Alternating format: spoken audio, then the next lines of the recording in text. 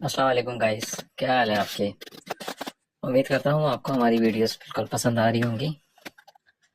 अच्छा, हमारी कोशिश होती है कि हम इस फार्मर रिलेटेड इंफॉर्मेशन ऐसी इंफॉर्मेशन दें जो एक बिगनर्स के लिए भी, और अगर कोई मिड लेवल है उसके लिए भी। और कभी ऐसा भी होता है कि हम बड़ी सीनियर पोजीशन पे पहुंच जाते हैं, लेकिन कुछ ऐसी चीज़ें होती हैं कि कभी कुछ इस तरह क्लिक नहीं करती हैं। हम कोशिश करते हैं इस वीडियो से आपके लिए सारी चीज़ें जो हैं वो यूज़फुल हों।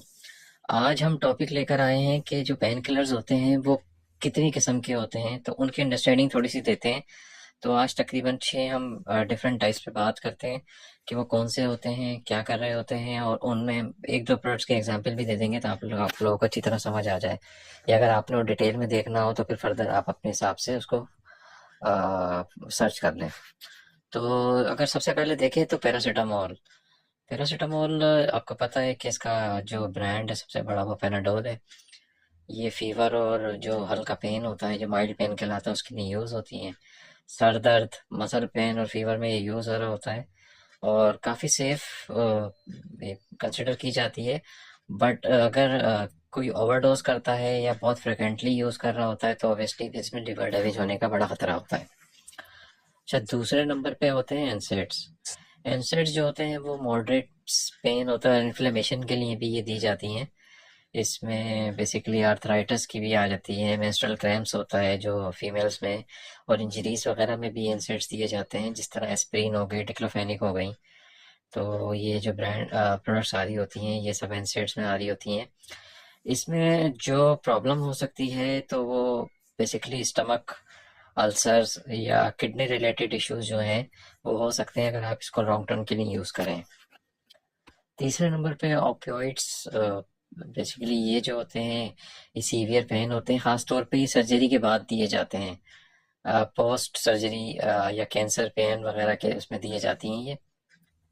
इसमें अगर आप प्रोडक्ट्स के कुछ नाम अगर मैं आपको बताऊं तो इसमें ट्रेमाडोल है, कोडीन है, और मॉर्फिन है। मॉर्फिन भी बेसिकली इस ओपियोइड्स में आ जाती है, और ये सिर्फ प्रिस्क्रिप्शन ओनली ड्रग होती हैं, क्योंकि इसमें जो रिस्क होता है वो भी काफ़ी हाई होता है।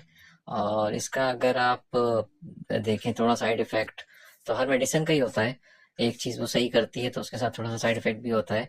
तो इसका जो साइड इफ़ेक्ट है वो बेसिकली इसमें ड्राउजीनेस और कॉन्स्टिपेशन के बहुत सारे केसेस सुनने में आते हैं।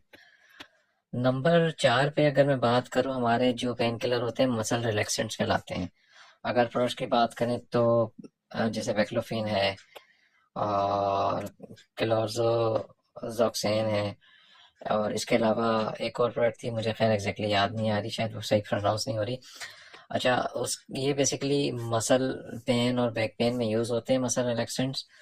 और ये मसल को रिलैक्स करने के लिए, उनमें जो हार्डनेस आ जाती है, उसकी स्टिफनेस जो होती है उसको कम करने के लिए यूज़ होते हैं। और इसका भी साइड इफेक्ट ये होता है, इसमें डिजीनेस होती है, ड्राउजीनेस होती है, थोड़ा सा निढाल हो जाता है बंदा। इसके बाद अगर मैं बात करूँ नंबर 5, तो टॉपिकल एनाल्जेसिक्स होते हैं, जिसमें अगर आप देखें तो लिडोकैन, डिक्लोफेनिक जेल आता है। टॉपिकल जो बेसिकली ऊपर अप्लाई किया जाता है स्किन पे, मतलब खाने वाली ये मेडिसिन नहीं होती हैं। अगर आप इसका देखें तो ये यूजली जॉइंट पेन में या मोच आ जाती है उसमें यूज़ किए जाते हैं। ये डायरेक्टली स्किन पे लगाए जाते हैं, टॉपिकल है बेसिकली। और साइड इफ़ेक्ट जो होते हैं इसके ओरल के मुकाबले में कंपेरेटिवली कम होते हैं। अच्छा, मैं अगर आखिरी एक नंबर 6 पे अगर देखूँ तो न्यूरोपैथिक पेन मेडिकेशंस होती हैं, जैसे गाबापेंटिन है, प्रीगैबलिन है। ये न्यूरोसाइकेट्री में भी, पेन एजेंट में भी यूज़ होती हैं।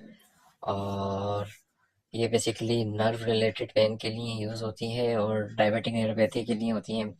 ये नर्व के जो सिग्नल्स होते हैं ना इसको स्टेबलाइज करती हैं। इसमें भी डिजीनेस होता है, और हाँ इसमें एक वेट गेन हो रहा होता है। जो न्यूरोपैथिक पेशेंट होते हैं ना उनके साथ ये एक वेट गेन में भी इसमें अक्सर शिकायत आ रही होती है। तो कोशिश कीजिए कि ये 5-6 डिफरेंट किस्म के जो पेन किलर्स होते हैं कि इनकी क्लासिफिकेशन किस तरह होती है और उनकी कौन कौन सी मेडिसिन होती है आपको समझाने की कोशिश करिए। उम्मीद करता हूँ आपको वीडियो पसंद आएगी। ख्याल रख